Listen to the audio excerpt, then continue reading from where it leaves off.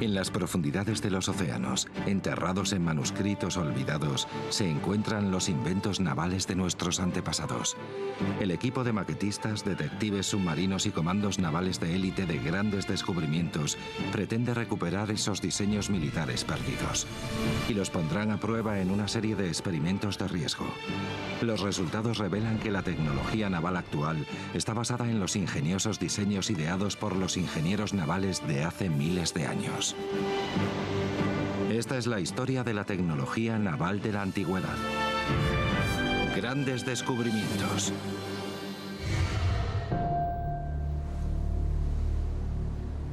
Para explorar la maquinaria bélica naval de la antigüedad, debemos primero desentrañar los secretos del mar.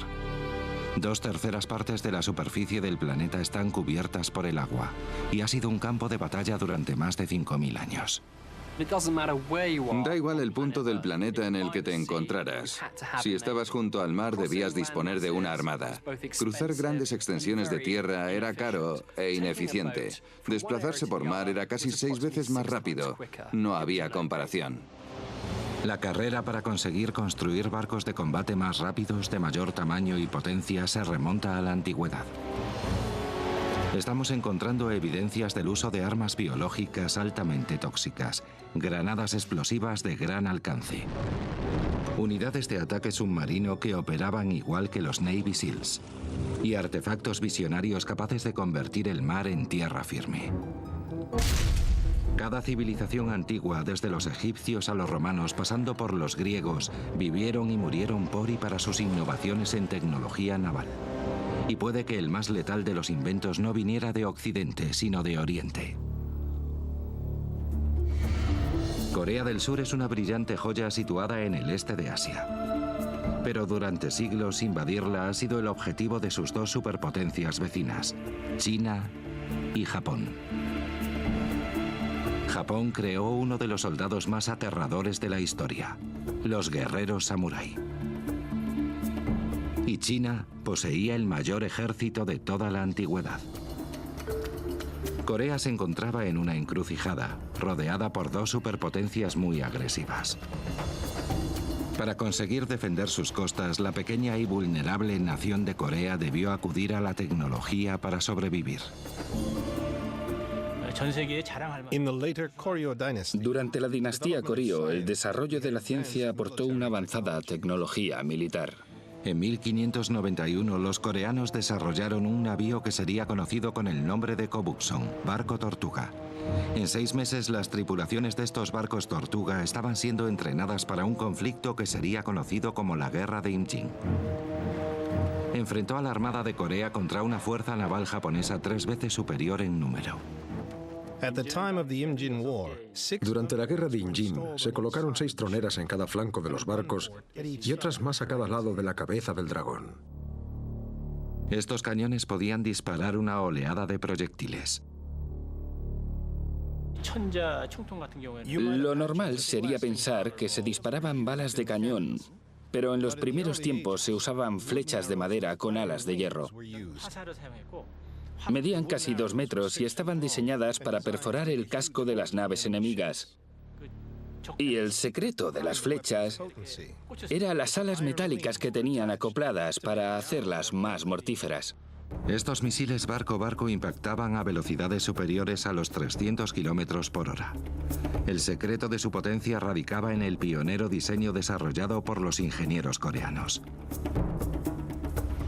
Esta capacidad superior de disparo permitía a los barcos tortuga destruir los navíos japoneses desde una gran distancia, manteniéndose a salvo de los contraataques, como hacen los portaaviones de la Armada Americana en el siglo XXI. Pese al potencial bélico de sus barcos tortuga, los coreanos se enfrentaban a una fuerza naval muy superior en número. Si el enemigo conseguía evitar los ataques de los cañones y lograba acercarse a la flota, podía ganar la batalla. Los ingenieros coreanos se vieron obligados a idear una estrategia de contingencia. La solución fue realmente increíble: convertir el barco tortuga en un tanque móvil flotante. Museo de la Guerra de Seúl, en Corea. Aquí se ha reconstruido uno de estos extraordinarios barcos de guerra. El barco Tortuga merece ser comparado con un tanque, ya que actuaba a modo de barco de choque. Su función principal era la de romper las líneas enemigas, destruyendo las naves que encabezaban la formación, posibilitando el avance del resto de la flota coreana. El barco fue diseñado para chocar directamente contra los navíos enemigos. 400 toneladas propulsadas por 80 remeros que embestían contra el barco enemigo. Para poder resistir esos brutales impactos, su diseño era esencial. La tripulación y los remeros estaban protegidos por la armadura del barco. Por fuera, el barco Tortuga iba revestido con una coraza de hierro. Y estas púas no eran simplemente decorativas. Los barcos japoneses se acercaban a los coreanos a alta velocidad para abordarlos y acabar con sus soldados. Actuaban así porque sus naves eran mucho más altas. Para evitarlo, los coreanos armaron las corazas de sus barcos con púas. Cada plancha iba provista de una púa de 60 centímetros que empalaba al incauto enemigo que intentara un arriesgado abordaje. El barco Tortuga se había convertido en un enorme cactus de hierro. Pero las púas no eran su única defensa. En la proa del destructor podía verse un majestuoso dragón con sus temibles fauces abiertas. No era un simple elemento decorativo. Antiguos relatos cuentan que el interior de la boca escondía un arma mortífera.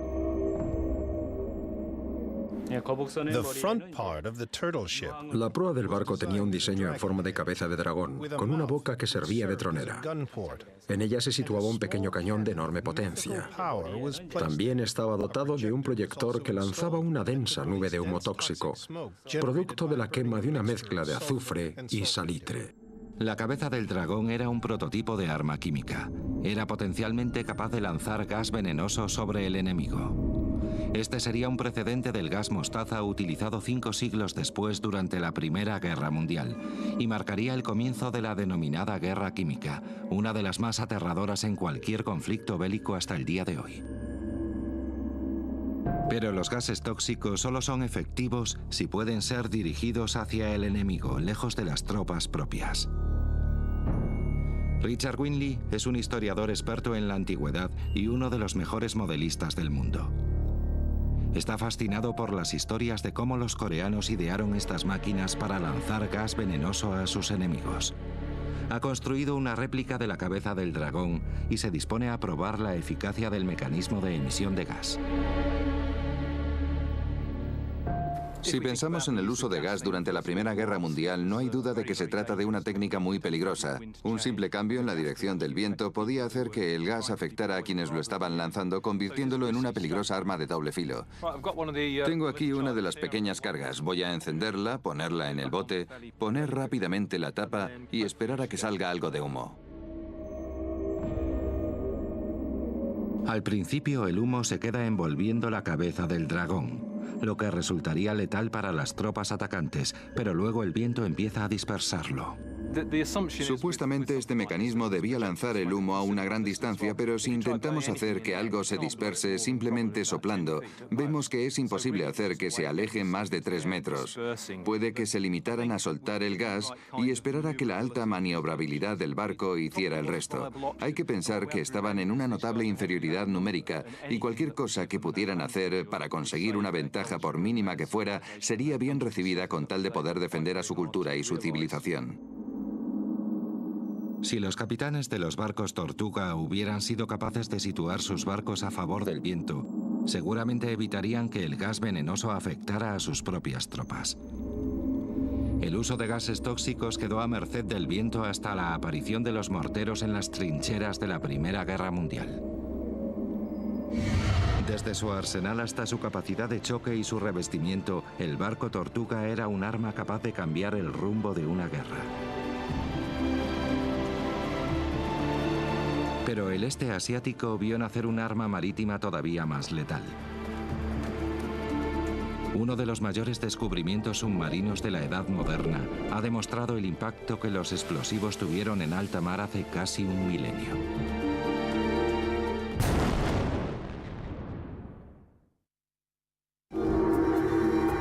Hace casi 1 millar de años, un señor de la guerra mongol creó una fuerza naval capaz de empequeñecer a cualquier flota moderna.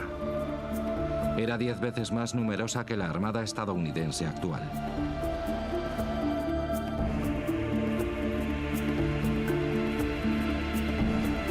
Y contaban a bordo con el armamento militar más letal del momento. Restos encontrados a unos 15 metros de profundidad sugieren que los generales mongoles proveían a sus marinos con granadas de gran capacidad explosiva. En el siglo XIII, Kublai Khan era un despiadado señor de la guerra al frente de una superpotencia con un agresivo deseo de expansión. En el cenit de su poder, el imperio mongol se extendía a lo largo de más de 30 millones de kilómetros cuadrados, 3 veces la superficie de los Estados Unidos. Pero hubo una nación que resistió las embestidas de la mayor y más longeva superpotencia de la historia. Esa nación era Japón. Kublai Khan quería eliminar a los piratas japoneses que con sus ataques ponían en jaque las rutas marinas comerciales mongolas.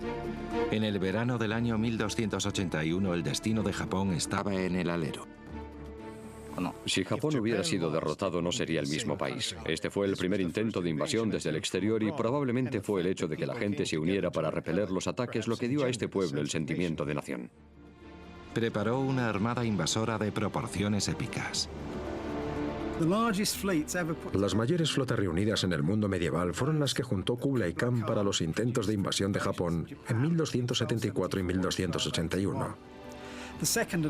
La segunda y más numerosa comprendía más de 4.000 naves y 100.000 guerreros. Es probablemente la mayor flota naval previa al día D.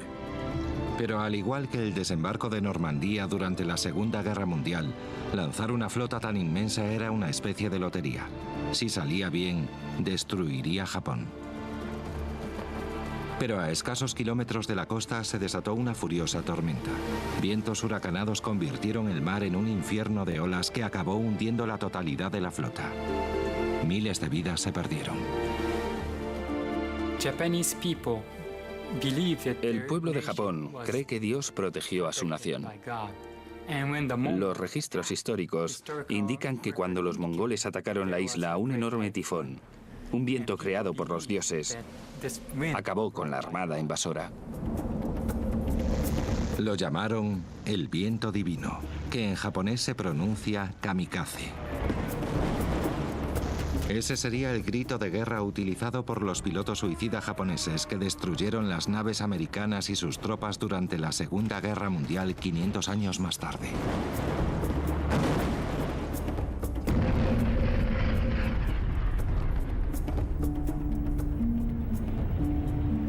A poca distancia de la costa japonesa, en un lugar llamado Bahía de Takashima, los arqueólogos han hecho uno de los descubrimientos más increíbles del mundo. La flota desaparecida de Khan ha sido al fin hallada bajo las olas. En el Museo de Takashima se conservan los restos de esta legendaria flota. Las excavaciones submarinas que se están llevando a cabo en el fondo de la bahía de Takashima son una de las primeras de este tipo, siendo este uno de los yacimientos arqueológicos marinos más importantes del mundo. Hay espadas de hierro, munición para catapultas y esta enorme ancla. Hemos rescatado artefactos de madera, piezas de barcos y materiales que vienen de estos. Pero los artefactos más intrigantes rescatados en la bahía de Takashima son estas esferas huecas. Un análisis más detallado nos permite observar los daños producidos por una posible explosión. Pero lo más sorprendente es que el daño parece haber sido producido por una explosión en el interior. ¿Son estos restos lo que queda de las primeras granadas explosivas de la historia? En los confines secretos del Museo del Santuario de Hakosaki, en Fukuoka, Japón, se esconde la pista que podría ser la pieza final de este puzzle. Un antiguo pergamino custodiado por los sumos sacerdotes de uno de los 3 grandes santuarios de Japón.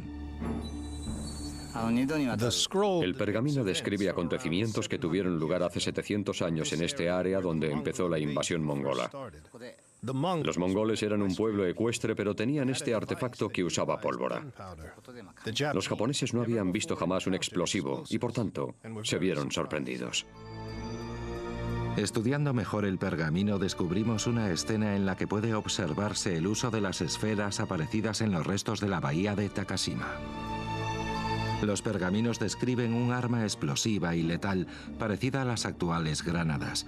Los antiguos la llamaron Tetsuhau. Se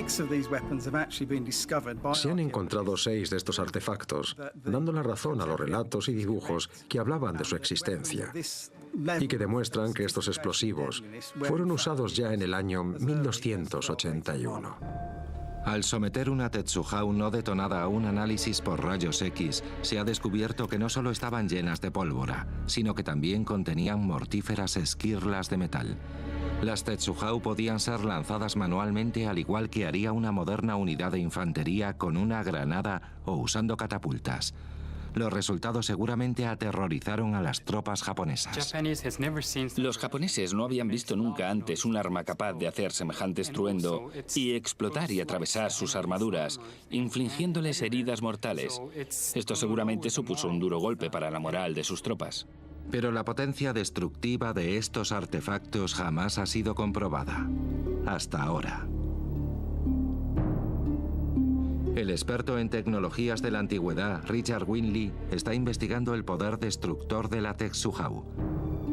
Ha creado una réplica de la mítica granada japonesa. Se trata de una pieza de cerámica bastante primitiva y poco trabajada, pesada y relativamente grande. Estamos mirando lo que podríamos considerar una réplica de las actuales granadas de fragmentación, cuyo fin es causar el mayor destrozo físico posible. Era verdaderamente un arma bastante cruel. Ha llegado la hora de la verdad para la Tetsuhau. Nuestro test implica el uso de explosivos muy peligrosos, por lo que hemos recurrido al equipo pirotécnico responsable de las películas de la saga de James Bond y otros grandes éxitos de Hollywood. Debemos mirar por encima de las balas de paja, por lo que debemos situarnos lo suficientemente cerca. Colocaremos balas de paja y una pared de sacos de arena entre esto y la carga explosiva. Han pasado casi 1000 años desde la última vez que una de estas primitivas granadas hizo explosión.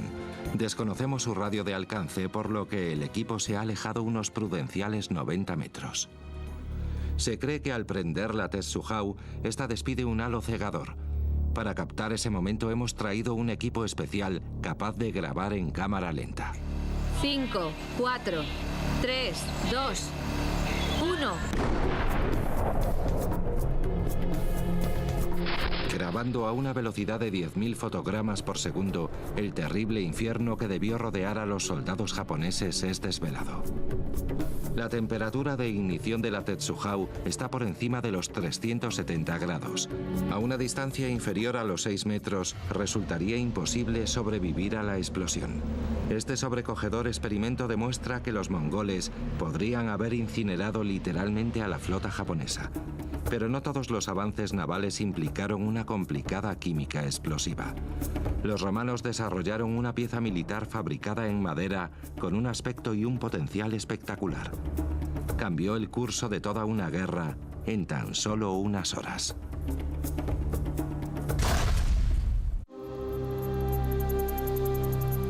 Hace 2000 años el imperio que dominaba el mundo antiguo era el Gran Imperio Romano, vigilado por la Legión, el primer ejército profesional de la historia. El Imperio Romano se extendía a lo largo de 6,5 millones de kilómetros cuadrados. Pero en el siglo III a.C., una superpotencia rival emergió del desierto en el norte de África: Cartago. Cartago, un antiguo destacamento fenicio en Palestina, pasó a convertirse en la mayor superpotencia comercial del Mediterráneo.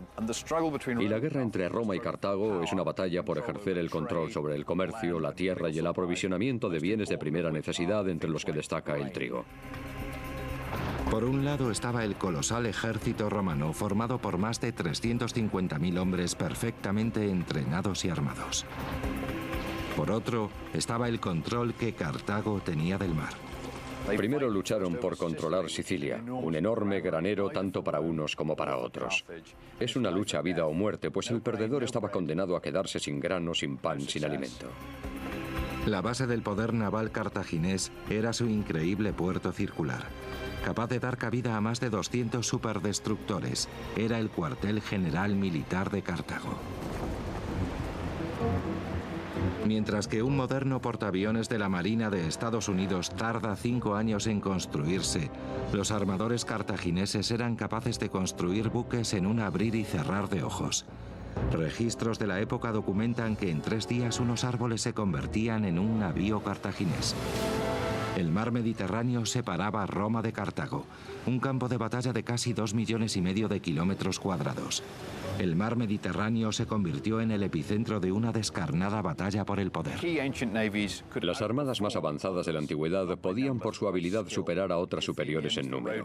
Los atenienses y los cartagineses contaban con la ventaja de su gran pericia como navegantes. Pero hace 2.500 años la marina romana era prácticamente inexistente, exceptuando unos pocos navíos dedicados al control del tráfico fluvial, cuyos restos pueden visitarse en el Museo de Mainz, en Alemania.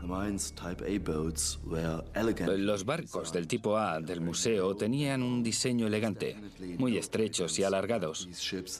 No existen pruebas de que fueran utilizados en combate debido a que son demasiado pequeños y estrechos, pero sí que eran usados para controlar los ríos. Pero estos barcos romanos no serían rival para la potente flota cartaginesa. ¿Cómo podrían los generales romanos llevar su supremacía militar también a mar abierto? Copiaron los navíos cartagineses, los produjeron masivamente y desarrollaron nuevas tácticas para reemplazar la pericia cartaginesa por el poder romano. Convirtieron el combate naval en uno terrestre. El primer barco que empezaron a construir los ingenieros militares romanos fue un superdestructor llamado Quinquereme. Con casi 30 metros de eslora, era el transporte pesado de tropas de ataque rápido por excelencia del mundo antiguo. Un quinquerreme era un buque enorme. Es posible que fuera impulsado por unos 700 remeros. Eran unas piezas de maquinaria increíblemente caras y complejas. Pero las tropas transportadas por los Quinquereme no eran marines o Navy Seals, eran legionarios, soldados de infantería acostumbrados al combate en tierra firme. Los romanos debían idear un sistema para conseguir que sus tropas pudieran acceder lo más rápidamente posible a la cubierta de las embarcaciones púnicas. Los ingenieros romanos dieron con una solución realmente ingeniosa, una pasarela de 12 metros y 2 toneladas llamada Corvus. Es básicamente una rampa de desembarco con una punta alargada en su extremo. Dejas caer la rampa, la púa se clava en la embarcación enemiga y las legiones romanas se abalanzan sobre los marinos cartagineses que no están preparados para el combate cuerpo a cuerpo y los exterminan.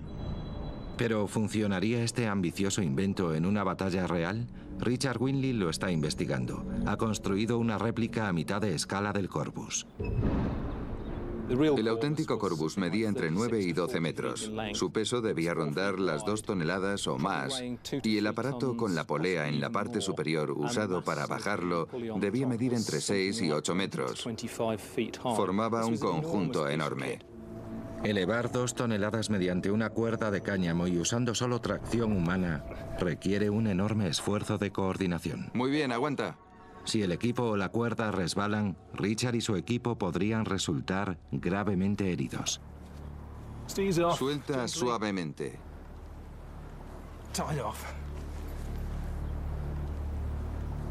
Vale, lo tengo. Despejad la zona, por favor. Al soltarlo no había una segunda oportunidad. Era importante no fallar. 3, 2, 1.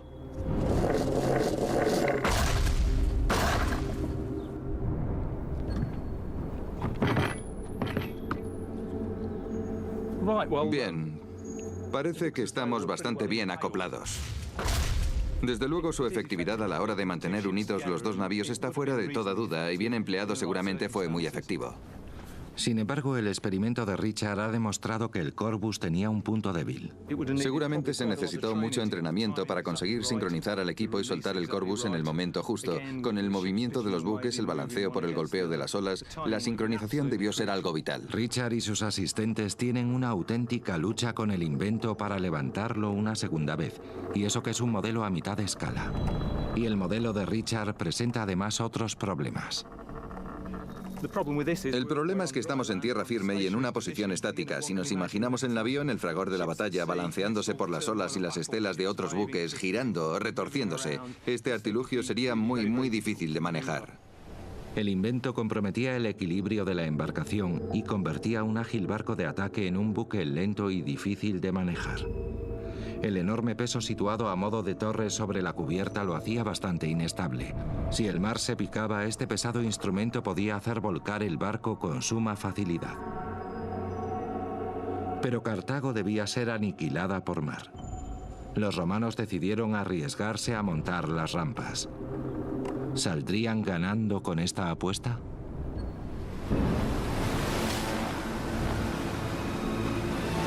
En el año 245 a.C., los romanos botaron la mayor flota de buques de guerra de su historia. Todos los navíos iban equipados con el Corvus. Pero a escasos kilómetros de la costa se encontraron con un mar encrespado. Los capitanes de los buques no pudieron hacer nada por controlar la inestabilidad de sus embarcaciones, provocada por el Corvus. Es demasiado pesado y voluminoso. Desafía todas las leyes de la física. La inexperiencia de los romanos en las artes del mar les mete de lleno en la tormenta y no saben cómo luchar contra ella, así que acaban perdiendo su flota. Se hundieron 270 barcos y se perdieron 100.000 hombres. La mayor pérdida en un ejército de la historia por culpa de estos maderos. El Corvus convierte al navío en una embarcación muy torpe y voluminosa. Es un invento sobre la marcha para solucionar la inferioridad naval romana, pero demostró tener efectos muy negativos sobre la maniobrabilidad de un barco ya de por sí pesado y lento. Los romanos abandonaron la idea del Corvus y jamás volvió a ser utilizado por ninguna fuerza militar posterior. Pero no todas las batallas navales se desarrollaron sobre las olas. La lucha por la supremacía en el mar llevó a los ingenieros militares de la antigüedad a mirar debajo de la superficie del océano, llevando la resistencia del cuerpo humano y la tecnología subacuática hasta nuevos límites, transformando a simples marineros en las fuerzas especiales de élite mejor equipadas de la historia.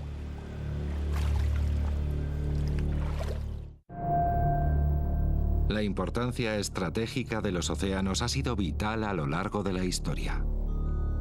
Estamos mirando un mundo conectado a través del transporte marítimo. Es la única manera de mover cosas que pesan más de unos pocos cientos de kilos. La necesidad de controlar los mares desencadenó una carrera armamentística, táctica y tecnológica que ha dado como resultado algunos de los inventos militares más increíbles de la historia. Durante siglos, las fuerzas navales del mundo han sido las responsables de las mayores innovaciones en lo que a material bélico se refiere. Muchas de las sofisticadas armas modernas, incluidos los aviones, bombarderos, tanques, lo que sea, debían ser lo mejor, pues de otra manera perderían la guerra en el mar. Desde la flota de la Marina estadounidense del siglo XXI, pasando por el dominio británico de los mares durante el apogeo de su imperio, o la masiva expansión de Grecia a lo largo y ancho del Mediterráneo hace 3000 años, la nación que dominaba los mares dominaba el mundo. Pero tanto en la antigüedad como en la actualidad, hay también una necesidad de dominar las profundidades del mar.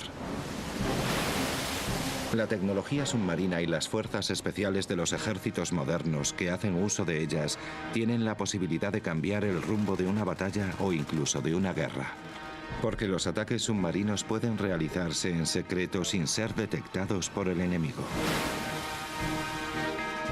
Todo ejército moderno tiene su propio escuadrón de élite formado por tropas especializadas en ataque submarino. Paul Haynes es un comando retirado de los Royal Marines. Explorar la superficie normalmente requiere un vehículo mucho menos discreto y difícil de camuflar que el uso de un equipo que opere bajo la superficie. Pero muchos integrantes de fuerzas especiales se sorprenderían al saber que la tecnología de buceo es algo que lleva siglos estudiándose. Y la tecnología más importante para misiones submarinas es la usada para suministrar algo que todos necesitamos. Oxígeno. Es el requisito indispensable para todo buceador. La forma de suministrarle oxígeno para que pueda sobrevivir. La forma más fácil de hacerlo es mediante un tubo o snorkel. Hace 2500 años, los antiguos griegos usaron un artilugio llamado silis para ejecutar una misión submarina destinada a soltar las amarras de las embarcaciones persas enemigas sin ser detectados.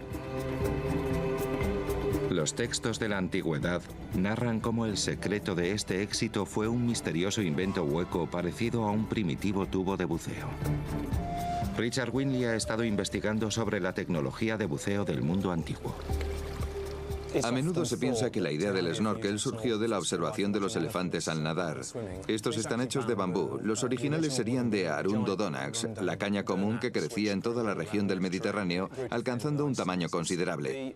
El invento que figura debajo es algo de mi cosecha propia que he añadido, ya que si solo cuentas con un tubo para respirar, estás obligado a mirar hacia arriba y así es realmente difícil poder trabajar bajo el agua. En las ilustraciones se ven buceadores a profundidades de 5 metros, pero debido a la creciente presión en los pulmones, los tubos son solo efectivos a profundidades inferiores a los 60 centímetros, por lo que Richard cree que estos textos son erróneos.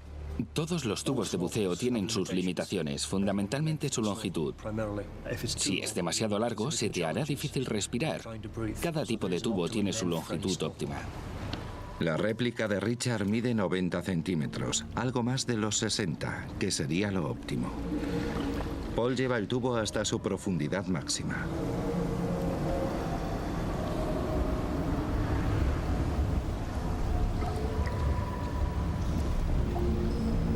Los resultados sorprenden incluso al experimentado buceador militar. Era bastante cómodo.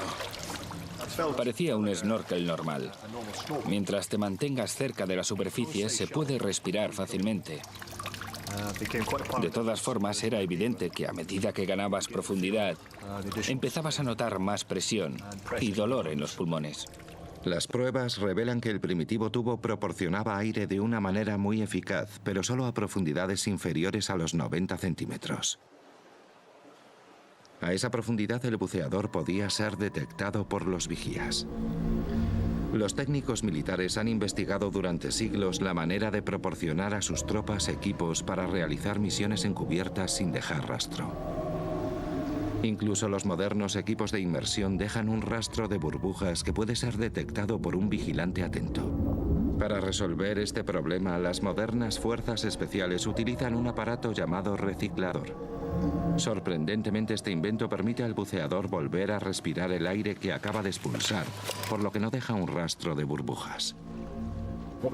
Esto es un reciclador de acero, el sistema submarino de supervivencia más avanzado que existe. El buceador respira el aire de estas bolsas, llamadas contrapulmones, a través de unos tubos. El gas pasa entonces a través del scrubber, que absorbe el dióxido de carbono que producimos y devuelve el aire fresco al buceador. Lo increíble es que este equipamiento de última generación puede tener sus orígenes en un invento creado para equipar a las tropas de asalto hace miles de años. En el año 1000 a.C., Asiria era la mayor superpotencia del mundo antiguo y controlaba un imperio de miles de kilómetros cuadrados. En sus territorios y a lo largo de sus fronteras había llanuras y fértiles valles cruzados por múltiples ríos. A medida que iba creciendo su imperio, sus ejércitos necesitaban poder atacar cruzando esos obstáculos.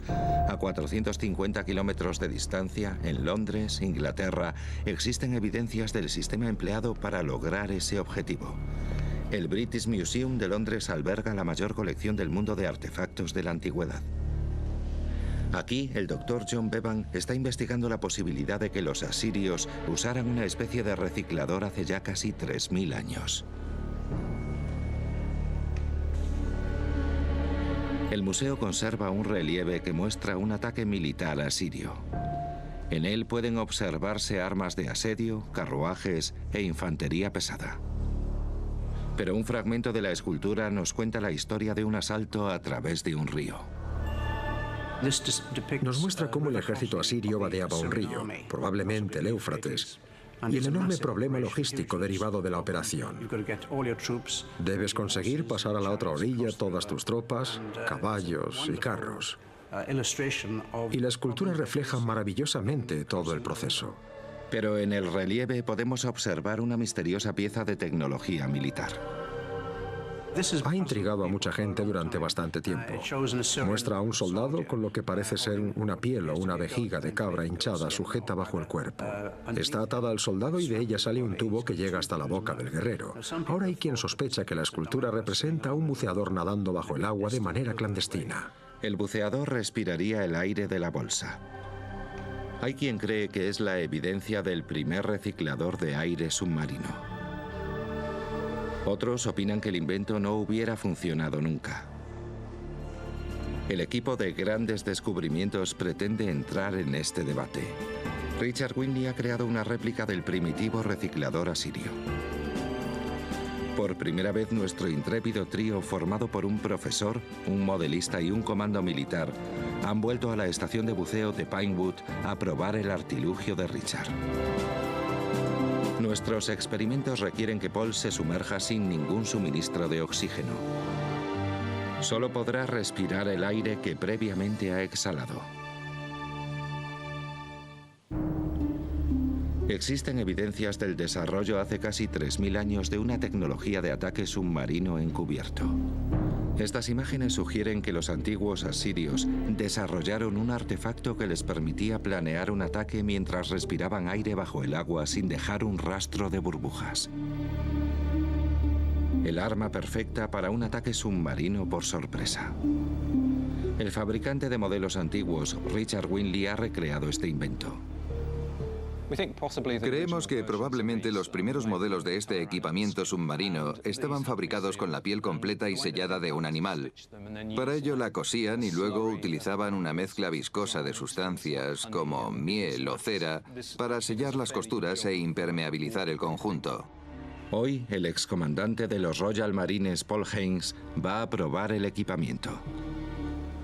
¿Puede tratarse del primer equipo militar de camuflaje de la historia?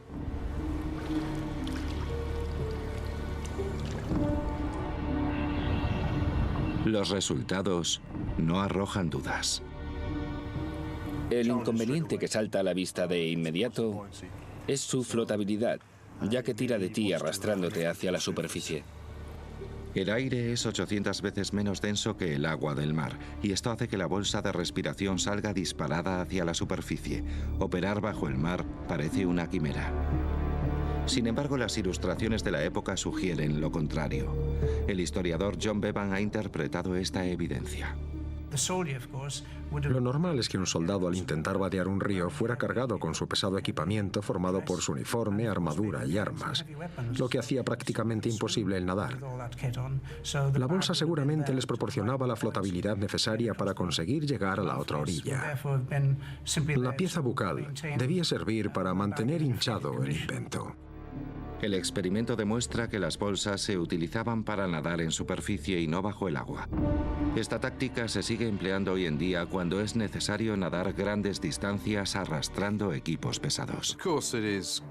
Resulta increíble pensar que en el mundo antiguo contaran con equipamiento que les permitiera explorar el mundo submarino. Pero Richard no ceja en su empeño de encontrar equipos de buceo diseñados en la antigüedad.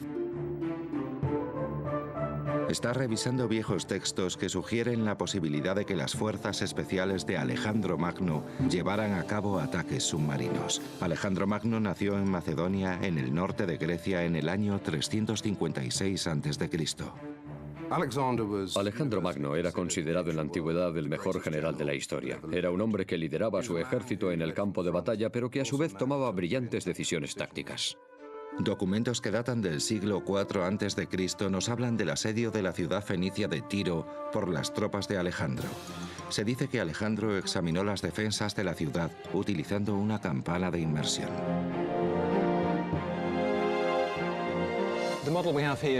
El modelo que tenemos aquí representa una campana de inmersión. Yo creo que es la manera más sencilla y efectiva de llevar a cabo este tipo de misiones submarinas encubiertas. El concepto de la campana es bastante sencillo. El aire atrapado bajo la cúpula constituye una reserva de oxígeno para el submarinista. La sumergimos hasta alcanzar el fondo del tanque, a unos 6 metros de profundidad, lo que debería permitirme meterme debajo y colocar la cabeza y los hombros en el interior. El aire atrapado en el interior hará que el artefacto flote. Para evitar que salga disparado hacia la superficie, se atarán unos lastres a unas cuerdas que rodean la campana. Estos pesos equilibran el empuje del aire que tira de la campana hacia la superficie.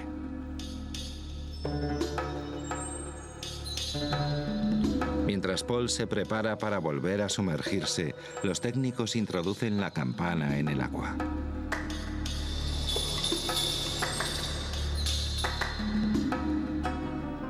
La operación es complicada, pero la campana acaba por hundirse.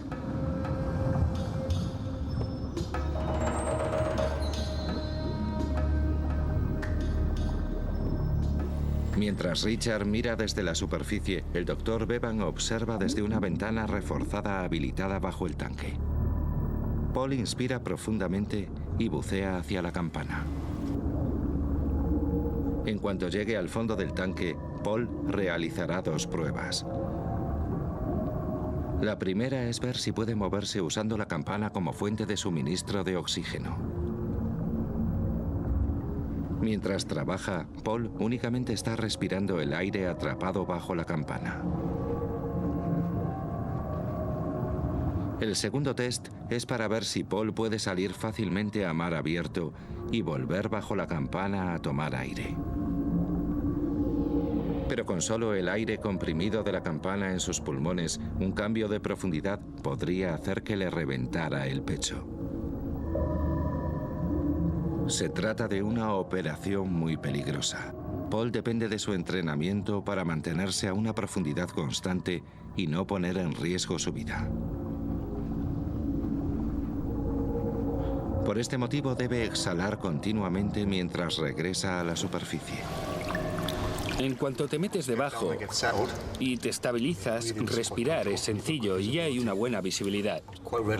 Puedes moverte con facilidad y puede usarse como fuente fija de suministro de oxígeno para hacer operaciones sencillas. Nuestra investigación demuestra que antes de la aparición de los modernos equipos de inmersión, los ingenieros militares fueron capaces de desarrollar una tecnología que permitía a sus fuerzas especiales trabajar bajo el agua durante largos espacios de tiempo. Ha sido un éxito. Ha funcionado tal y como esperaba. La campana se ha colocado bajo el agua con un suministro de aire puro en su interior. El buceador ha bajado. Se ha aclimatado. Ha podido salir a bucear y hacer alguna tarea y volver bajo la campana hasta que ha recuperado el aliento, por lo que ha podido permanecer bastante tiempo bajo el agua. Las pruebas en el tanque profundo han demostrado que en la antigüedad, hace 3000 años, no solo dominaban los mares, sino que también conquistaron las profundidades. Inventos como el tubo de buceo hicieron posibles las misiones submarinas. Funcionó como debía. Oculta al buceador y lo único que se ve con dificultad desde la superficie es un pequeño tubo. La vejiga asiria, aun sin ser tan sofisticada como los respiradores de alta tecnología usados por las fuerzas especiales de buceo actuales, permitió a los comandos portar fácil y rápidamente sus armas y equipo a través de corrientes de agua. Son el equivalente a los modernos chalecos salvavidas, una ayuda para mantenerte a flote fuera del agua. Si no sabías nadar muy bien, te mantenía a salvo y, por supuesto, si llevabas un equipo pesado, te mantenía fácilmente en la superficie. Además, la campana de Alejandro ha demostrado que hace 2500 años, los ingenieros militares eran ya capaces de diseñar tecnología que permitía a sus fuerzas especiales trabajar bajo profundidad durante largo tiempo. Esa tecnología era usada por comandos hace algunos milenios. Y los principios y tácticas que pusieron en práctica son los mismos que siguen usándose ahora en escenarios de guerra, casi 3000 años después. El mensaje que nos llega era lo increíblemente ambiciosos y tecnológicamente competentes que eran aquellos que se dedicaban a la construcción de estos artefactos. Desde las innovaciones tecnológicas y la experimentación bajo las olas, hasta los superdestructores que surcaban los mares, los ingenieros militares de la antigüedad continuamente ponían a prueba los límites de su ingenio. Los ingenieros militares actuales no pueden sino agradecer y aprovechar el legado dejado por nuestros lejanos antepasados. El barco Tortuga merece ser comparado con un tanque, ya que actuaba a modo de barco de choque. Su función principal era la de romper las líneas enemigas, destruyendo las naves que encabezaban la formación, posibilitando el avance del resto de la flota coreana. El barco fue diseñado para chocar directamente contra los navíos enemigos. 400 toneladas propulsadas por 80 remeros que embestían contra el barco enemigo. Para poder resistir esos brutales impactos, su diseño era esencial. La tripulación y los remeros estaban protegidos por la armadura del barco. Por fuera, el barco Tortuga iba revestido con una coraza de hierro. Y estas púas no eran simplemente decorativas. Los barcos japoneses se acercaban a los coreanos a alta velocidad para abordarlos y acabar con sus soldados. Actuaban así porque sus naves eran mucho más altas. Para evitarlo, los coreanos armaron las corazas de sus barcos con púas. Cada plancha iba provista de una púa de 60 centímetros que empalaba al incauto enemigo que intentara un arriesgado abordaje. Y el secreto de las flechas era las alas metálicas que tenían acopladas para hacerlas más mortíferas. Estos misiles barco-barco impactaban a velocidades superiores a los 300 kilómetros por hora. El secreto de su potencia radicaba en el pionero diseño desarrollado por los ingenieros coreanos.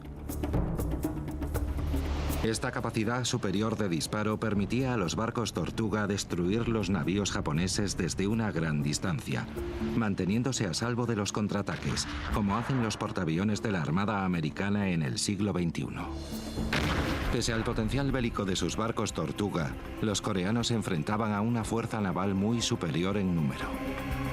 Si el enemigo conseguía evitar los ataques de los cañones y lograba acercarse a la flota, podía ganar la batalla.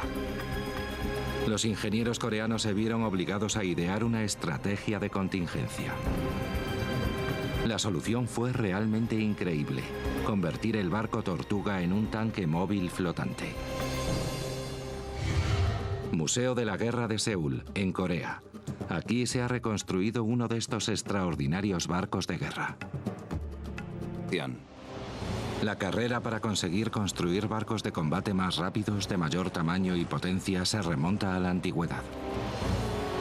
Estamos encontrando evidencias del uso de armas biológicas altamente tóxicas, granadas explosivas de gran alcance, unidades de ataque submarino que operaban igual que los Navy SEALs, y artefactos visionarios capaces de convertir el mar en tierra firme.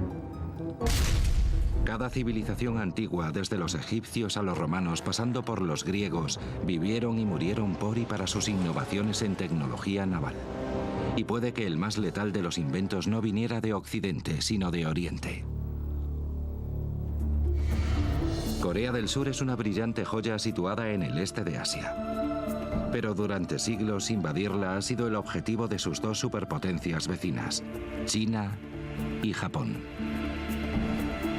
Japón creó uno de los soldados más aterradores de la historia, los guerreros samurái. Y China poseía el mayor ejército de toda la antigüedad.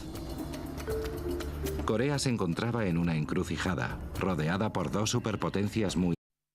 En las profundidades de los océanos, enterrados en manuscritos olvidados, se encuentran los inventos navales de nuestros antepasados.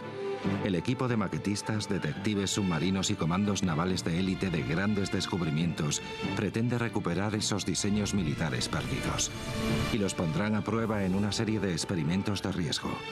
Los resultados revelan que la tecnología naval actual está basada en los ingeniosos diseños ideados por los ingenieros navales de hace miles de años. Esta es la historia de la tecnología naval de la antigüedad. Grandes descubrimientos.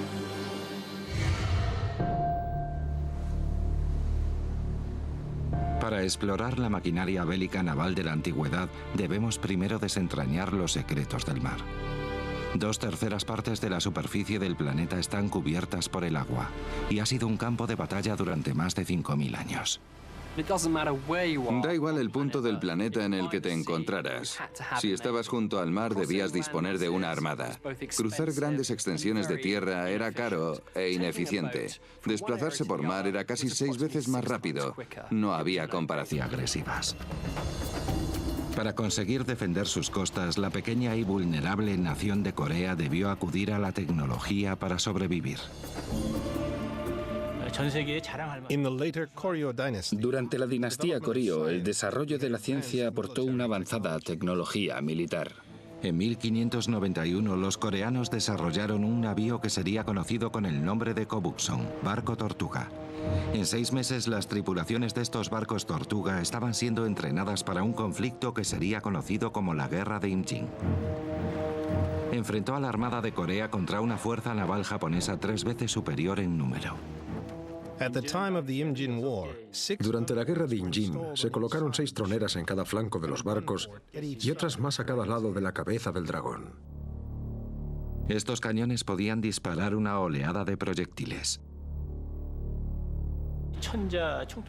Lo normal sería pensar que se disparaban balas de cañón, pero en los primeros tiempos se usaban flechas de madera con alas de hierro.